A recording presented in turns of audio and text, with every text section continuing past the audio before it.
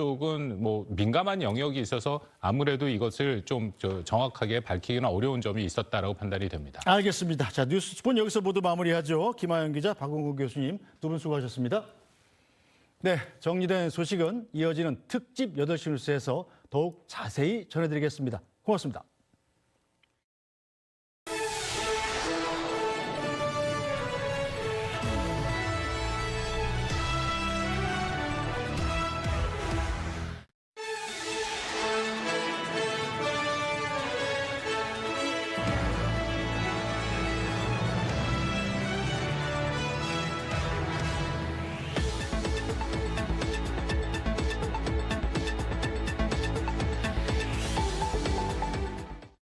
이유 없이 붓고 시리고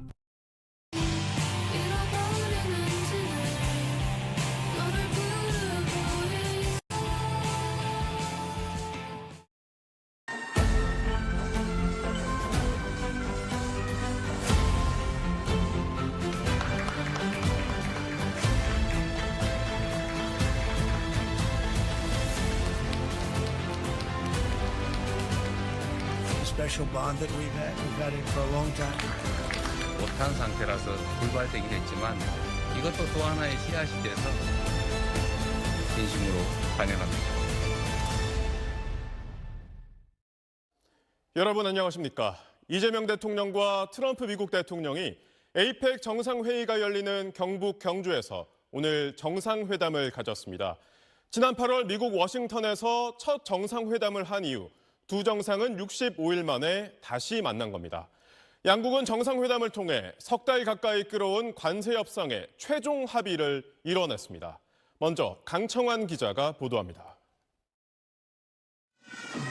미국 대통령의 전용 리무진 더 비스트가 한미 정상회담 장소인 국립경주박물관에 들어섭니다. 지난 8월 미국 워싱턴 DC 백악관에서 열렸던 첫 정상회담 이후 65일 만에 다시 만난 두 정상은 손을 맞잡고 반갑게 인사를 나눴습니다.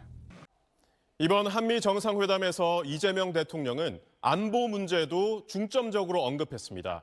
특히 핵 추진 잠수함에 연료를 공급받을 수 있도록 결단해달라고 요청했습니다. 트럼프 대통령은 이 제안에 공감했고 앞으로 후속 협의를 이어나가기로 했습니다. 보도에 강민우 기자입니다. 이재명 대통령은 한미 정상회담 모두 발언에서 북한 김정은 국무위원장, 방위비 증액 등의 이야기를 언급하다 이런 말을 꺼냈습니다. 과학기술정보통신부는 미국과 인공지능 산업 가속화, 차세대 통신, 바이오, 양자, 우주 등 핵심 기술 협력 관계를 강화하는 내용의 업무 협약을 체결했습니다. SBS 강민우입니다. 관세 협상과 한미 정상회담에 대한 세부 내용은 대통령실 출입하는 박예린 기자와 알아보겠습니다. 박 기자, 1시간 전쯤이니까 이 관세 협상의 타결 소식 정말 극적으로 전해졌네요. 네, 그렇습니다. 조금 전이었죠. 저녁 7시 20분쯤 김용범 대통령실 정책실장의 공식 발표가 있기 전까지 이번 한미 정상회담에서 관세 협상에 대한 타결이 어려운 것 아니냐, 이루어지지 않는 것 아니냐는 관측이 많았던 게 사실입니다. 네.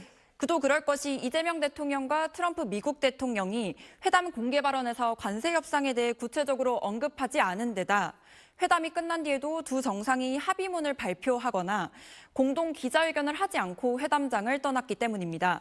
하지만 분위기가 조금 있다가 급 반전됐죠. 저녁 6시 50분쯤 트럼프 대통령이 만찬장에서 관세 협상이 거의 최종 단계다, 이렇게 밝히면서 타결 가능성이 제기된 건데요.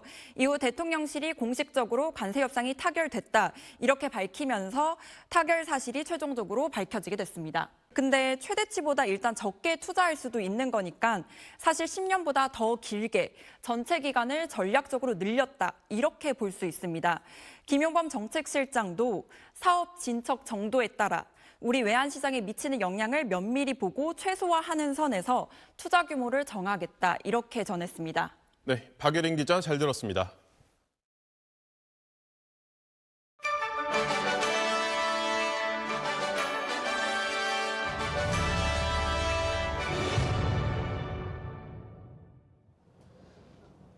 지금부터 경주 특별 스튜디오에서 전해드립니다. 이번 에이펙 정상회의 기간 중 북미 정상이 깜짝 만남을 할 거냐에 전 세계의 시선이 쏠리고 있죠. 트럼프 대통령이 만나고 싶다는 뜻을 거듭 밝혔지만 북한은 정작 미사일을 쏘았고 한미 정상은 오늘 만남이 사실상 불발됐다고 밝혔습니다. 하지만 트럼프 대통령은 머지않은 미래에 김 위원장과 만나겠다고 강조했습니다. 먼저 안정식 북한 전문 기자입니다. 이재명 대통령과 트럼프 미국 대통령의 오늘 한미 정상회담에서 두 정상은 북미 정상의 만남이 사실상 불발됐다고 전했습니다. 6년 만에 한국 땅을 다시 밟은 트럼프 대통령은 주먹을 불끈 쥔 채 한국에 첫인사를 했습니다. 전용 방탄 차량 더 비스트를 타고 경주 시내를 이동할 땐 경호 차량 수십 대의 철통 같은 경호를 받았습니다. 경주에 도착한 트럼프 대통령 모습을 김태원 기자가 취재했습니다. 오늘 오전 11시 35분 미국 대통령 전용기 에어포스1이 기내공항 활주로에 착륙합니다. 일본에서 떠나는 시간이 1시간가량 늦어지면서 도착 시간도 지연됐습니다. 전용기 문이 열리자 파란색 넥타이를 맨 트럼프 대통령은 오른손 주먹을 불끈 쥐며 한국에 첫인사를 했습니다. 트럼프 대통령의 이동 동선을 따라 일대 차량 출입이 통제되는 등 최고 수준의 경호가 펼쳐지고 있습니다. 경주에서 SBS 김태원입니다. 이재명 대통령과 트럼프 대통령의 한미 정상회담은 오찬을 겸해서 진행됐습니다. 두 정상은 저녁 식사도 함께하고 있는데요. 만찬이 진행 중인 경주 힐튼 호텔로 가보겠습니다. 네, 김수영 기자, 두 정상의 만찬이 좀 길어지는 것 같네요. 네, 저녁 6시 반 시작된 만찬은 아직 진행 중입니다. 당초 밤 8시 정도에는 끝날 것으로 예상됐지만 조금 길어지는 상황입니다. 만찬은 이재명 대통령이 주재하는 리더스 만찬이란 이름으로 진행되는데 사실상 주빈인 트럼프 미국 대통령을 위해 마련됐습니다. 이 대통령의 극진한 예우 속에 오찬과 만찬을 함께한 트럼프 대통령은 내일 부산에서 시진핑 중국 국가주석과 미중 정상회담을 한 뒤 미국으로 돌아갈 예정입니다. 지금까지 경주 힐튼 호텔 앞에서 SBS 김수영입니다. 오늘 한미 정상회담엔 두 나라 정상의 최측근 참모들이 참석했습니다. 참모들이 상대국 정상과 친근하게 대화를 나누는 모습도 포착됐습니다. 정상들의 만찬 음식 준비는 한국계 미국인 요리사인 에드워드 리 씨가 총괄해 관심을 끌었습니다. 박찬범 기자가 보도합니다. 한미 정상회담을 겸한 오찬이 시작하기 전 양국 정상의 핵심 참모들은 담소를 나누면서 회담 분위기를 띄웠습니다. 조현 외교장관과 루비오 미 국무장관이 웃는 얼굴로 이야기를 나눴고 뒤편에선 한미 관세 협상을 주도하는 양국 경제 수장들이 함께했습니다. 트럼프 미국 대통령과 시진핑 중국 국가주석 두 정상이 6년 4개월 만에 내일 오후 우리나라 부산에서 만납니다. 두 나라는 무역 전쟁이 더 커지는 걸 자제하는 쪽으로 의견을 모으고 있습니다. 중국이 히토류 통제를 유예하고 미국산 대두를 사주는 대신 미국은 대중 관세를 낮출 걸로 보입니다. 워싱턴에서 이한석 특파원입니다. 트럼프 미 대통령은 시진핑 중국 국가주석과 내일 오후 부산 공군기지 나레마루에서 정상회담을 갖습니다. 두 사람의 만남은 지난 2019년 6월 일본 G20 정상회의 이후 6년 4개월 만입니다.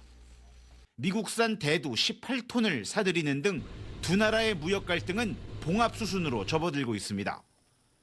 두 나라 모두 경기 둔화 등을 이유로 갈등을 봉합하려는 건데 완전한 합의보다는 급한 불씨를 끄는 것에 가깝다는 평가입니다. 워싱턴에서 SBS 이한석입니다. 내일 미중 정상회담을 비롯한 에이펙 정상회의 소식 경주에서 계속 전해드리겠습니다. 다음 소식입니다.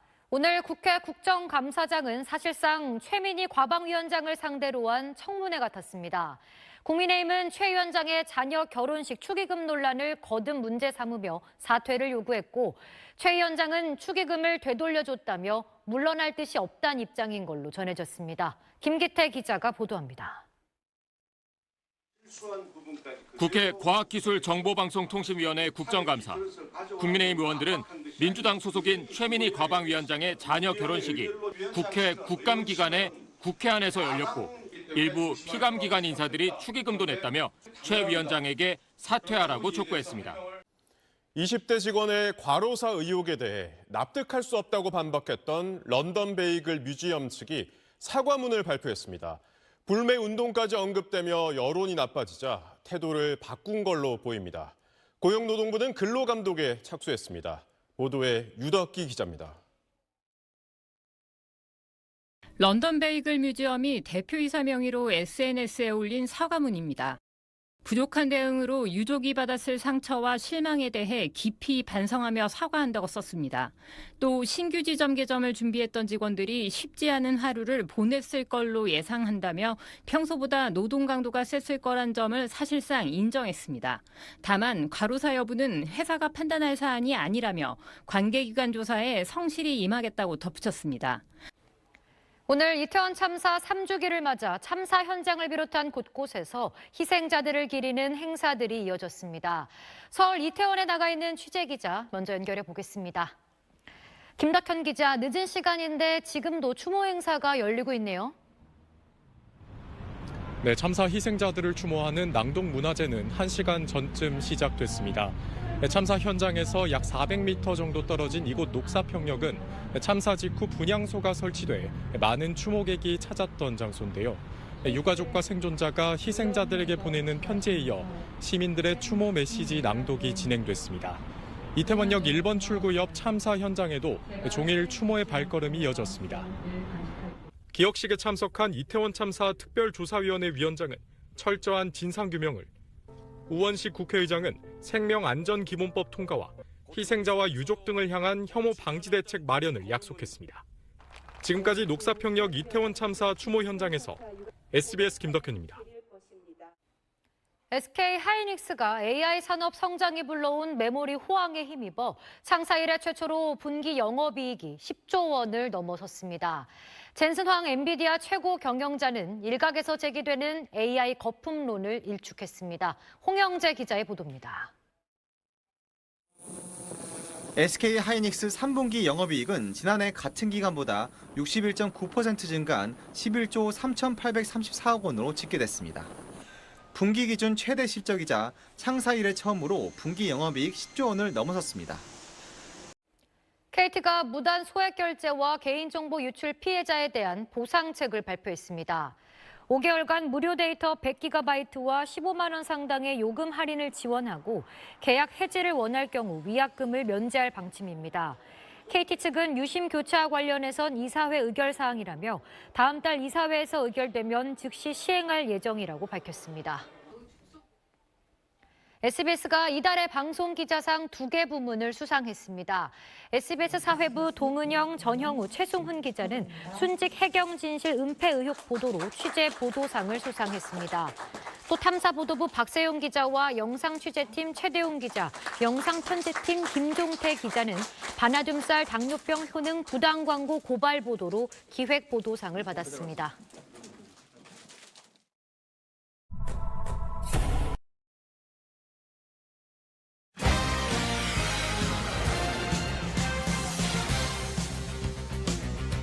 스포츠 뉴스입니다. LG가 첫 2경기를 따낸 가운데 프로야구 한국 시리즈 3차전이 열리고 있습니다. 경기 초반 LG의 수비에 승부가 요동치고 있습니다. 이성훈 기자입니다. 네, 2회 말 한화가 먼저 기세를 올렸습니다. 원아웃 1, 2루 기회에서 최재훈의 안타 때 LG 좌익수 김현수가 타구를 깔끔하게 처리하지 못하는 틈에 선취점을 냈습니다. LAFC의 서흥민 선수가 밝은 얼굴로 내일 플레이오프 1차전 준비를 마쳤습니다. 플레이오프에서도 시원한 골 사냥을 기대합니다. 스포츠 뉴스였습니다.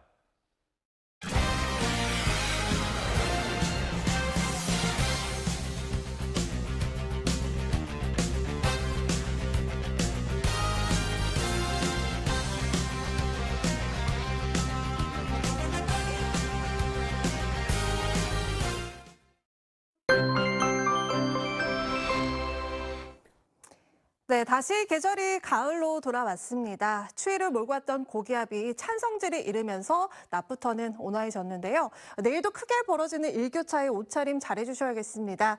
아침 기온 서울이 7도, 경주가 4도로 쌀쌀하겠지만 낮 기온은 20도 가까이 오르면서 일교차가 15도 안팎으로 크게 벌어지겠습니다. 금요일 밤에 수도권 등 중부지방에 약한 비가 시작되겠고요. 이 비는 토요일 아침까지 이어지겠습니다. 날씨였습니다. 특집 8시 뉴스 마칩니다. 시청해주신 여러분 고맙습니다.